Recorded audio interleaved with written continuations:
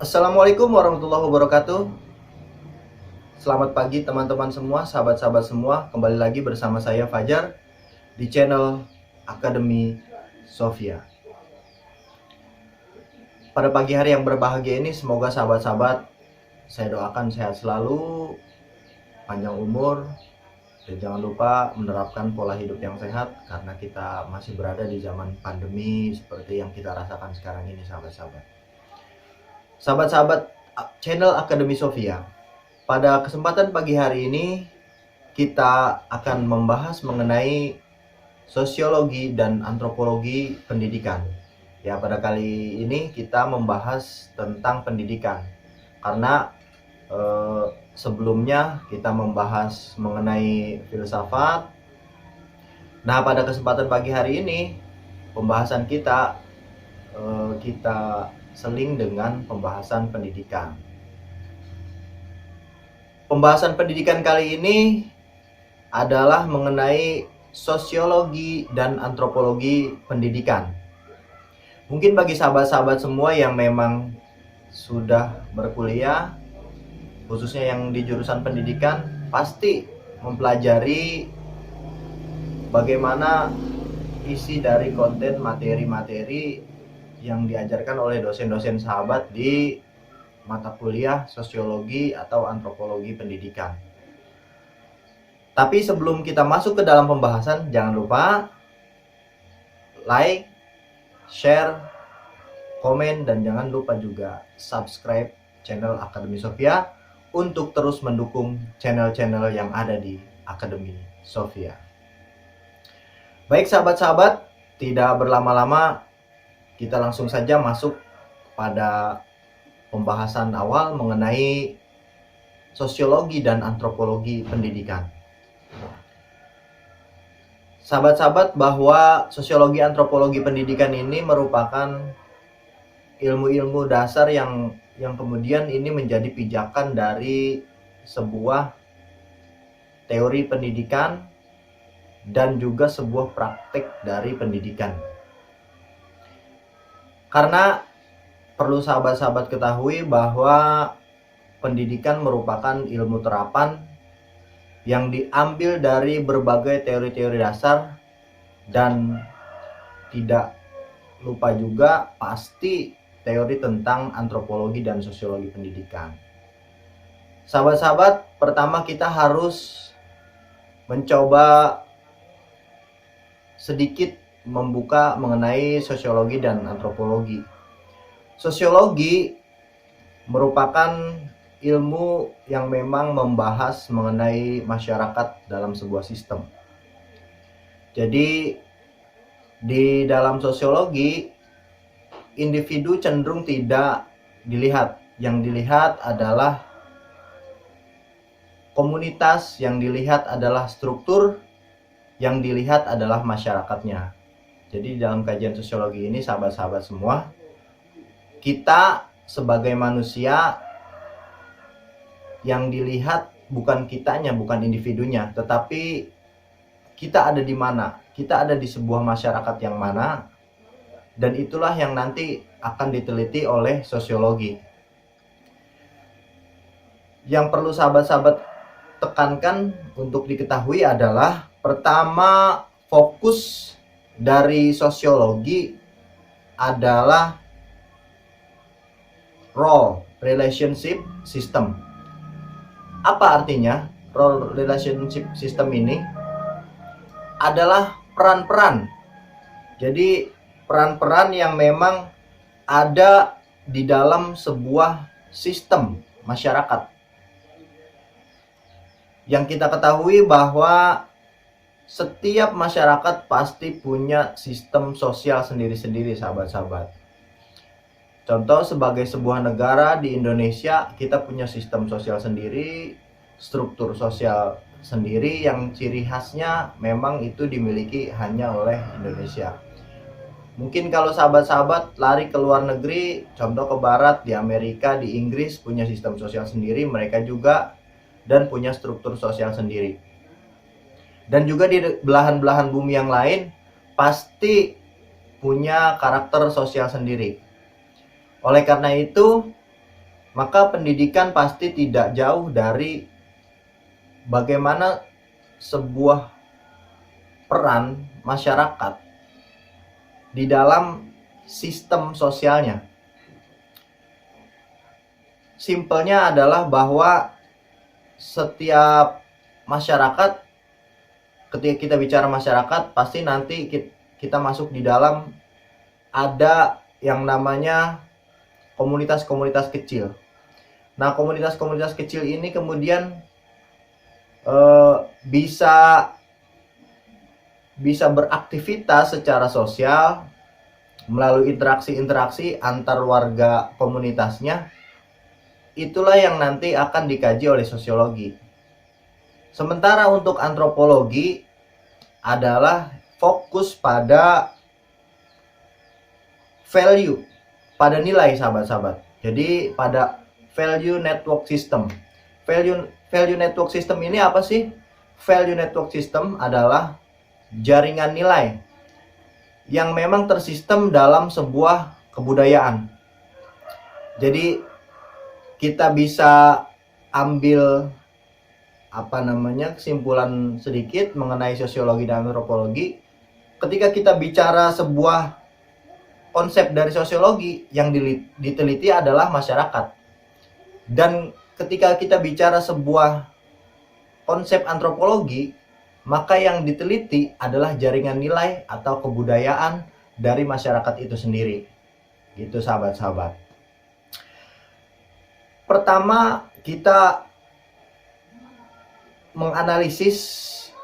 mesti menganalisis bagaimana sih kemudian sosiologi dan antropologi ini bisa berguna di dalam menetapkan dasar-dasar atau pijakan-pijakan dan juga praktek-praktek, panduan praktek untuk sebuah proses pendidikan. Pertama, dari sinilah kita bisa menganalisis sebuah atau orang yang ada di dalam masyarakat. Jadi orang di dalam masyarakat kita bisa analisis. Tentu pendidikan juga pasti tidak lepas dari sebuah komunitas masyarakat, sahabat-sahabat. Jadi di mana ada masyarakat, di situ ada pendidikan. Di mana ada pendidikan, di situ pasti ada masyarakat.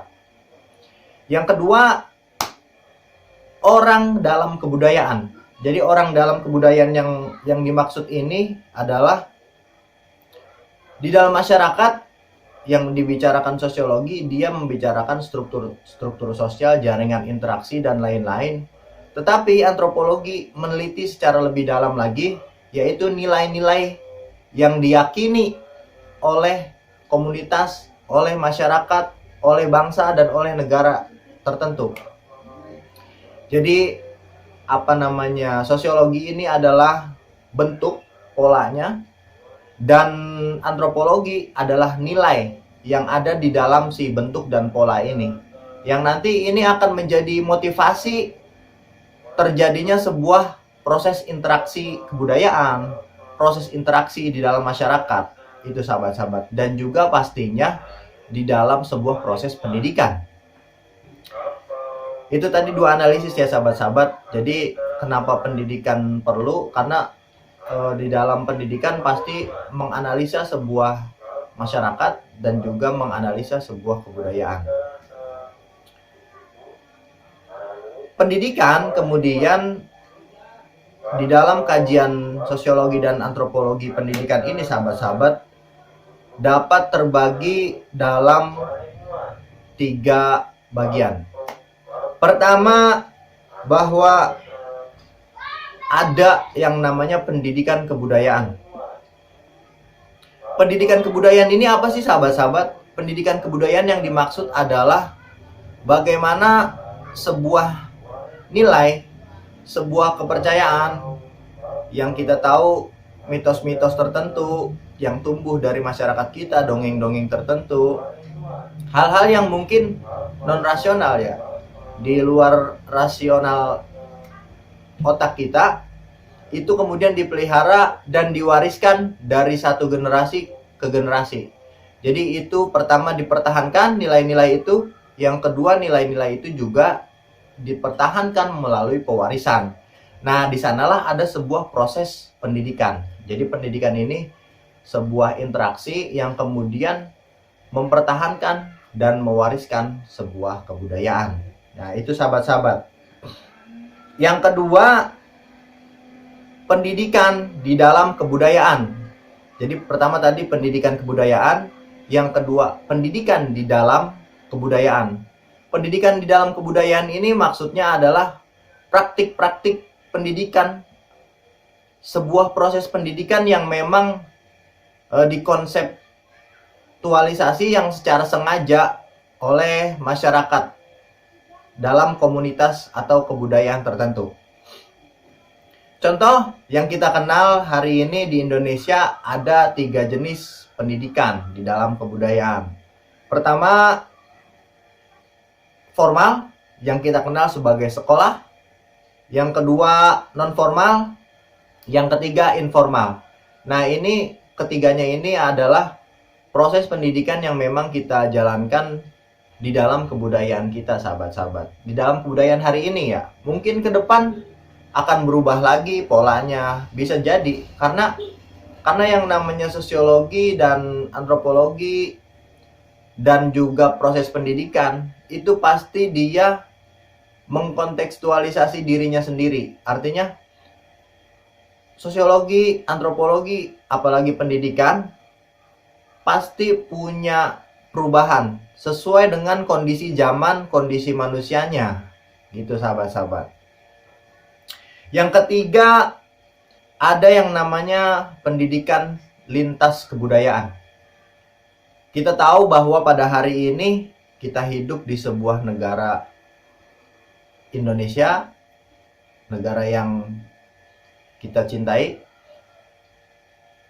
bahwa kita mempelajari kebudayaan-kebudayaan baik itu di sekolah maupun kita bertemu dan mengalami secara langsung bagaimana proses interaksi antar kebudayaan ini terjadi. Nah, ini penting juga sahabat-sahabat. Ini penting karena dengan kita berinteraksi dengan kebudayaan lain, dengan kita mempelajari kebudayaan lain di dalam pendidikan kita juga nanti mampu mengharmonisasi proses interaksi kita.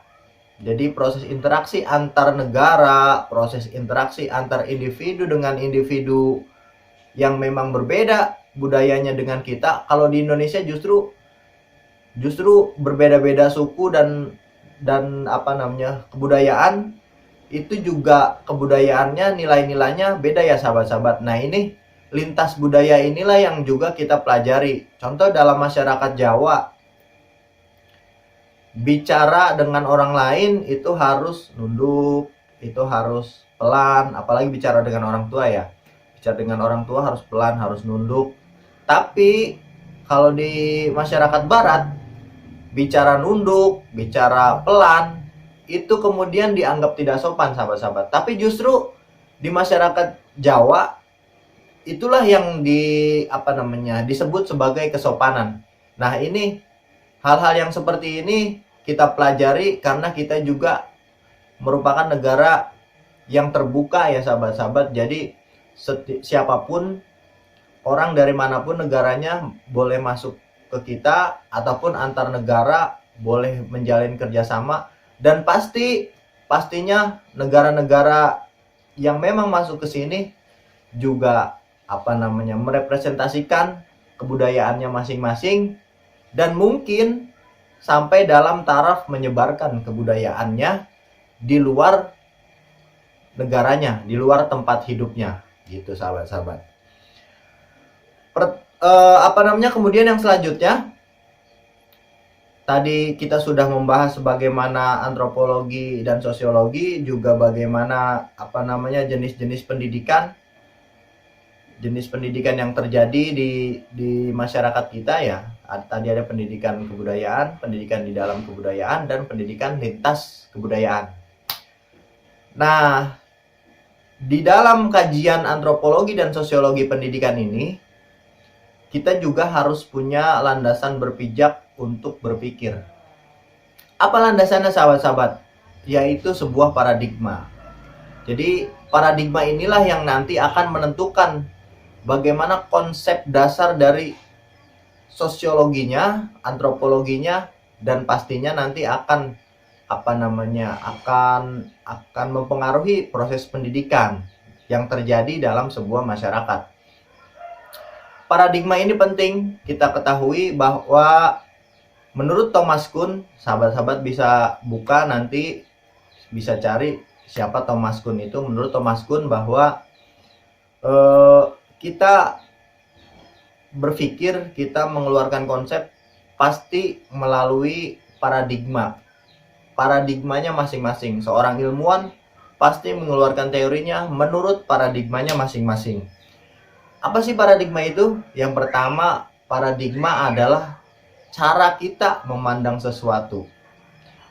Kemungkinan besar cara kita memandang sesuatu ditentukan oleh latar belakang kita. Bisa latar belakang ekonomi, bisa latar belakang pendidikan, bisa latar belakang sosialnya, dan lain-lain sebagainya. Itu kemudian nanti akan membentuk cara pandang kita, sahabat-sahabat. Nah, ini paradigma yang pertama. Yang kedua, kita untuk menjelaskan model pengetahuan. Jadi ada banyak sekali model-model pengetahuan yang kita ketahui, yang kita pelajari di bangku perkuliahan ataupun di sekolah. Kita pelajari semua, ada yang sains, ada yang sosiologi, dan lain sebagainya. Kita pelajari itu berdasarkan pada paradigma si ilmuwan itu sendiri, sahabat-sahabat. Jadi yang kedua adalah untuk Untuk tadi menjelaskan model pengetahuan. Model pengetahuannya bagaimana. Yang ketiga, untuk membentuk premis dan metode. Premis dan metode maksudnya adalah setiap teori, setiap konsep yang dikeluarkan pasti punya yang namanya premis-premis atau landasan logis dalam menyusun sebuah konsep. Yang kita ketahui mungkin ada di dalam ilmu logika ya, sahabat-sahabat, premis-premis itu terjadi yang kemudian ini mempengaruhi metode penelitian dari sebuah teori, dari sebuah konsep. Jadi ketika para ilmuwan ini mereka membuat sebuah konsep atau membuat sebuah teori melalui proses penelitian, maka paradigma inilah yang akan menuntun dari berjalannya penelitian itu sendiri. Kita mungkin di perkuliahan, orang-orang pendidikan ya, saya juga berkuliah di di jurusan pendidikan. Kita mengenal ada metode kuantitatif, metode kualitatif. Nah, ini masing-masing metode ini pasti punya paradigmanya sendiri, sahabat-sahabat. Jadi dua metodologi ini pasti paradigma yang ada di atasnya pasti punya perbedaan dan pasti menghasilkan akhir yang juga berbeda, gitu sahabat-sahabat. Nah, itu pentingnya paradigma ya, sahabat-sahabat. Yang terakhir, pentingnya paradigma adalah untuk menjadi dasar mengkaji problem, mengkaji permasalahan, dan melahirkan penyelesaian dari masalah yang ada. Ketika kita memandang realitas, ketika kita punya persepsi, punya pandangan atas kenyataan yang terjadi, atas problem-problem dan masalah yang terjadi, kita pasti menggunakan paradigma kita yang kita pakai, ataupun memang ketika kita belajar pasti paradigma keilmuan itulah yang kemudian menjadi dasar untuk menganalisa problem yang ada dan untuk memecahkan sebuah problem yang ada. Penyelesaian masalah ini bisa berbeda-beda, sahabat. Ketika sahabat-sahabat semua punya paradigma masing-masing. Contoh, ketika sahabat-sahabat ada ada diskusi dengan teman-teman sahabat, pasti mereka punya pandangan sendiri, punya pendapat sendiri atas persalahan, atas atas problem yang memang terjadi yang sahabat-sahabat sedang bahas. Pasti masing-masing punya pendapat, itu karena masing-masing punya paradigma hidup sendiri gitu ya sahabat-sahabat. Ya nanti paradigma itu nyambung tadi ke yang sebelumnya kita bahas gitu. Kemudian kalau di dalam sosiologi dan antropologi pendidikan ada beberapa paradigma yang memang ini menjadi landasan dari sebuah proses pendidikan. Pertama, bahwa ada paradigma yang namanya fakta sosial. Paradigma fakta sosial. Yang kedua ada paradigma definisi sosial. Yang ketiga ada perilaku sosial. Masing-masing ilmuwan atau masing-masing teoritisi ini, mereka sama-sama punya perbedaan, sama-sama punya metode yang berbeda, dan juga menghasilkan kesimpulan-kesimpulan yang berbeda pastinya sahabat-sahabat. Yang pertama, ini di pertemuan kali ini kita akan membahas satu saja, yaitu paradigma mengenai fakta sosial. Nah, sebelumnya saya mau mengulang lagi bahwa sosiologi dan antropologi ini pentingnya sosiologi dan antropologi disambungkan dengan pendidikan itu seperti teori dan praktik sahabat-sahabat. Jadi sosiologi dan antropologi ini merupakan teori-teorinya, ya, bagian dari teori-teori pendidikan.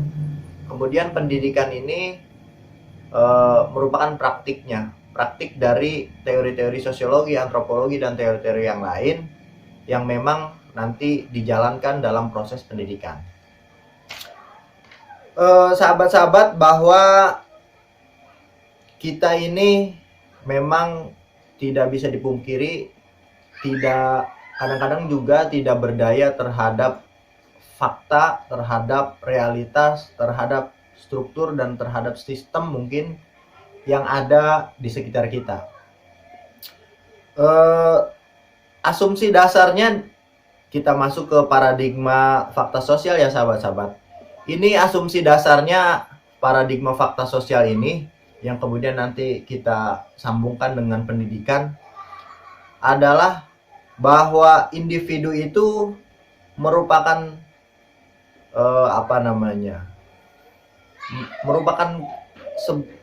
merupakan tunduk. Jadi individu adalah mereka memang tunduk kepada struktur dan fakta sosial yang ada.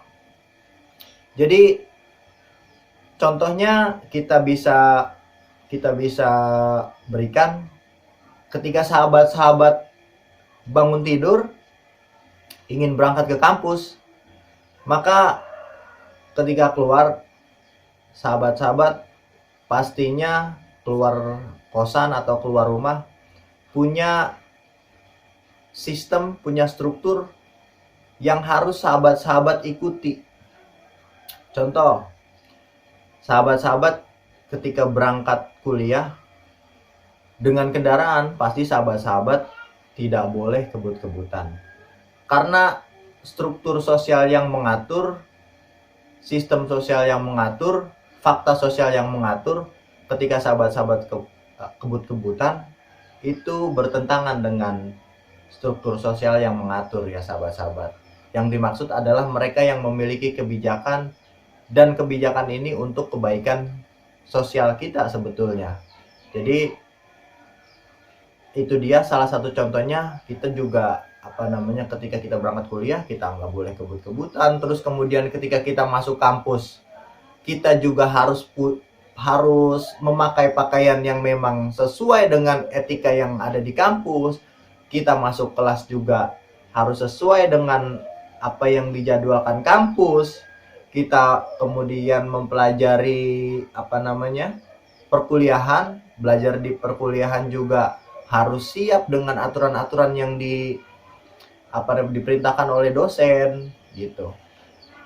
Nah, inilah yang kemudian individu melebur menjadi struktur dan fakta sosialnya, sahabat-sahabat. Jadi kadang-kadang memang dalam ilmu sosiologi individu punya ketidakberdayaan. Artinya ketidakberdayaan adalah individu tidak menjadi objek utama yang diteliti oleh sosiologi. Jadi objeknya adalah komunitas, objeknya adalah struktur, objeknya adalah fakta-fakta sosial yang ada di dalam masyarakat. Gitu sahabat-sahabat. Itu tadi contoh mengenai fakta sosial. Yang kedua ada ini apa namanya? Sebenarnya ini teorinya, paradigma ini merupakan paradigma yang yang diidekan oleh yang namanya Emil Durkheim. Ya, sahabat-sahabat mungkin kenal, beliau adalah seorang sosiolog. Silakan sahabat-sahabat baca mengenai profilnya.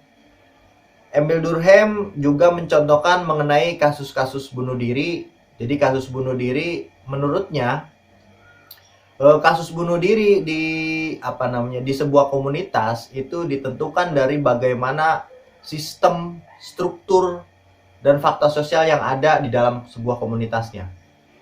Contoh dia dia memberikan kita permisalan, contoh komunitas Katolik dan komunitas Protestan yang ada di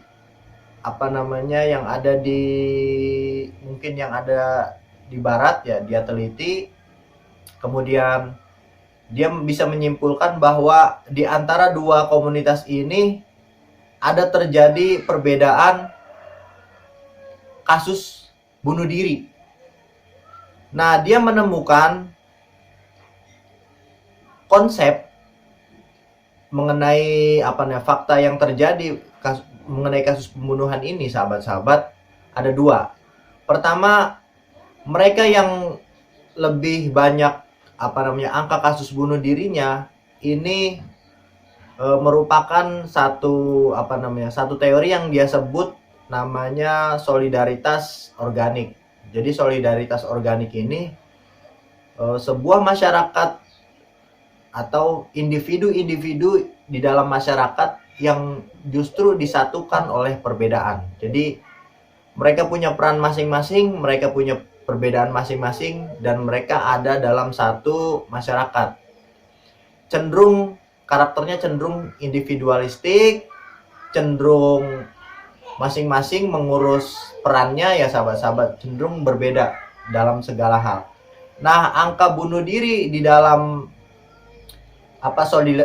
masyarakat yang punya karakter solidaritas organik ini itu tinggi, sahabat-sahabat, karena mereka tidak punya sedikit sekali support sistemnya. Jadi mereka kecil support sistemnya karena tadi perannya juga mereka punya peran yang sangat berbeda-beda, sahabat-sahabat. Khususnya ini di masyarakat modern atau masyarakat perkotaan ya sahabat-sahabat. Karakternya adalah masyarakat dengan karakter solidaritas organik. Sementara menurut Emil Durkheim, masyarakat yang lebih mengalami tingkat bunuh diri yang kecil itu disebut sebagai masyarakat dengan karakter solidaritas mekanik. Solidaritas mekanik ini masyarakat yang memang individu-individunya punya tanggung jawab dan peran yang memang hampir sama, sahabat-sahabat. Contoh di dalam masyarakat pedesaan, perannya itu cenderung sama. Profesinya mungkin sama, pencarian ekonominya tidak jauh berbeda. Paling hanya berbeda satu atau dua jenis, sahabat-sahabat. Contoh ketika kita di pedesaan, di sana mungkin ada petani dan ada pedagang. Tapi di perkotaan macam-macam, sahabat. Ada wartawan, ada politisi, ada pegawai negeri, ada guru. Mungkin guru di pedesaan juga ada, sahabat. Ada ya, sahabat-sahabat. Tapi di perkotaan ini lebih orang lebih bervariasi dan kemudian bertemu dalam satu perbedaan di dalam sebuah masyarakat. Tapi di pedesaan cenderung sama. Nah, angka bunuh diri yang terjadi di pedesaan ini cenderung sedikit menurut Emil Durkheim ya sahabat-sahabat. Itu tadi contoh dari paradigma fakta sosial ya sahabat-sahabat. Sahabat-sahabat perlu ketahui bahwa justru Emil Durkheim ini ketika bicara soal pendidikan, dia malah mengatakan yang sebaliknya dari teori-teori sosiologinya. Contoh ketika dia bicara fakta sosial, paradigma fakta sosial, bicara pendidikan, itu justru Emil Durkheim cenderung meyakini dan mempercayai secara rasional bahwasanya individu itu didorong kemauan moralitasnya oleh dirinya sendiri. Artinya kita itu ketika ada di dalam sebuah proses pendidikan, ketika kita mengharapkan sebuah hasil dari proses pendidikan ini, menurutnya adalah yang terbaik itu moralitas. Jadi Emil Durkheim menganggap bahwa pendidikan yang paling penting, paling berguna adalah moralitas. Jadi moralitas ini penting baginya apalagi untuk masyarakat modern. Jadi masyarakat modern menurut Durkheim yang paling penting adalah moralitas. Dan kata Durkheim, moralitas ini justru yang baik adalah tidak ditentukan dari fakta sosial, dari struktur sosial yang ada, tetapi dari kesadaran, dari otonomi, dari kebebasan individu untuk menentukan dirinya mau bermoral atau tidak, sahabat-sahabat. Durkheim mengatakan, kenapa sih kita harus bermoral? Karena moralitas inilah yang nanti akan menuntun kita hidup di dalam sebuah masyarakat. Menurut Durkheim, akan hidup di dalam sebuah masyarakat kita butuh moralitas. Kita butuh mempelajari mengenai moralitas yang memang timbul dan hidup di masyarakat kita sendiri, sahabat-sahabat. Sahabat-sahabat mungkin percaya bahwa sebuah moralitas itu tentunya punya perbedaan antar masyarakat sendiri itu, sahabat-sahabat. Masyarakat kita mungkin berbeda dengan masyarakat barat yang dinamakan tindakan bermoralnya, sahabat-sahabat. Gitu. Tadi ya, Emil Durkheim itu percaya justru lawan dari fakta sosialnya ya. Jadi dia percaya bahwa individu itu individu dalam pendidikan kalau memang ingin menghasilkan pendidikan itu mesti bermoral. Dan moralitas yang baik ini menurut Durkheim yang berguna ini akan didapatkan melalui pendidikan, dan dengan pendidikan moral inilah si individu ini akan bisa hidup dan akan bisa diterima di sebuah masyarakat, sahabat-sahabat. Sahabat-sahabat mempelajari moralitas Indonesia, pastinya moralitas bangsa Indonesia, agar kita bisa hidup selaras di Indonesia, sahabat-sahabat. Sahabat-sahabat juga harus mempelajari moralitas orang lain. Karena untuk apa? Yang tadi disebutkan di awal, bagaimana kita memahami lintas budaya, norma-norma yang memang mereka anggap benar, sahabat-sahabat. Kita juga harus tahu. Karena hari ini sistem negara kita hidup di dunia juga sudah terbuka. Jadi sistemnya terbuka, siapa saja masuk. Nah, mengenai siapa saja yang masuk ini, maka akan timbul sebuah persaingan. Ketika kita bersaing dan kita tidak tahu siapa pesaing kita, karakternya bagaimana, maka kita akan ketinggalan pastinya, sahabat-sahabat. Gitu. Itu Durkheim juga menawarkan beberapa, sahabat-sahabat. Pertama, perbaikan moral. Dia percaya yang tadi saya sebutkan bahwa moralitas itu dapat menuntun individu menjadi satu anggota masyarakat yang baik dan diterima oleh oleh kelompoknya gitu. Yang kedua, proses sosial yang terjadi itu otonom. Otonom dalam arti apa? Individu menggunakan moralitas yang memang diyakini secara pribadi, bukan berdasarkan aturan yang ada, bukan berdasarkan paksaan yang ada gitu sahabat-sahabat. Itu yang namanya moralitas otonom. Yang ketiga, Durkheim juga percaya ketika moralitas secara otonomi ini kita munculkan dalam kehidupan bermasyarakat, maka akan muncul yang namanya etika publik. Jadi etika publik ini etika yang memang dilahirkan dari individu-individu yang tadi yang dalam proses pendidikan ini menjadi bermoral.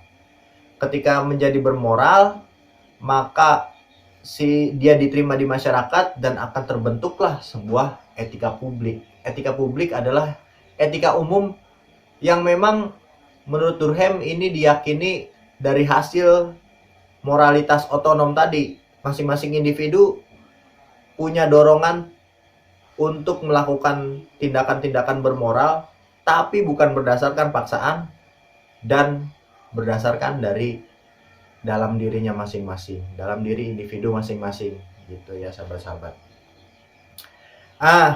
Itu beberapa hal yang memang Durkheim katakan. Tentu yang Durkheim katakan ini adalah terjadi pasti di masyarakat yang mungkin Durkheim teliti, dan juga terjadi juga di masyarakat kita. Memang ada beberapa hal yang kita mungkin benarkan apa yang dianggap Durkheim, tapi di satu sisi ada beberapa hal yang memang mungkin di masyarakat kita tidak cocok.